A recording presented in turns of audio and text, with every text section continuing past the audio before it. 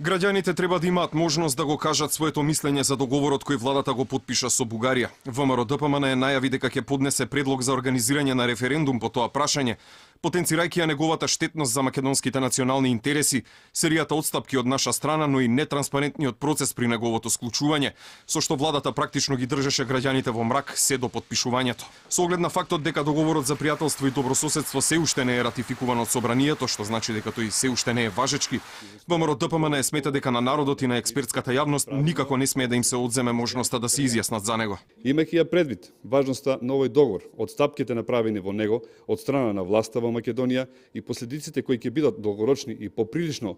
ќе го надминат векот на постоење на ова влада, демократски е и би рекле највисок демократски и морален чин е да се даде можност за изјаснување од страна на сите граѓани на Македонија пред членовите на парламентот да го усвојат овој меѓународен договор и тој да стане валиден. Инаку потпишувањето на договорот на ден пред Илинден од страна на премиерот Заев и неговиот бугарски колега Бојко Борисов во Скопје беше практично и вовед во дел од точките предвидени во него, како што е признавање на заедничка историја. Дополнително за таа намена во договорот се предвидува формирање на заеднички комисии кои ќе утврдуваат заедничко минато, а потоа ќе ги менуваат учебниците по историја во земјава. Дека договорот е на штета на македонските интереси укажува и фактот што нашиот јазик го губи епитетот македонски, а наместо него се користи јазик од Уставот на Македонија, што практично покажува дека Бугарија не го признава нашиот јазик, а владата се откажала од него. Дополнително согласно договорот Македонија практично се откажува и од македонското малцинство во Бугарија.